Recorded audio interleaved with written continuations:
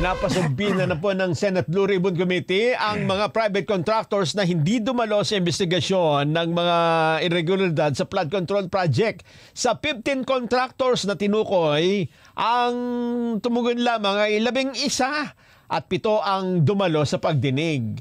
Hindi dumalo sa pagdinig si Cesara Discaya, contractor ng Alpha and Omega, Gen.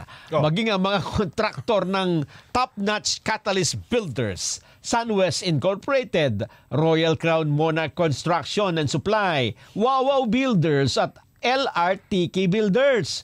Dahil dito, si ginito ni Senador Ronald De La Rosa na ipatawag na mga hindi sumipot at agad namang inaprubahan ng komite.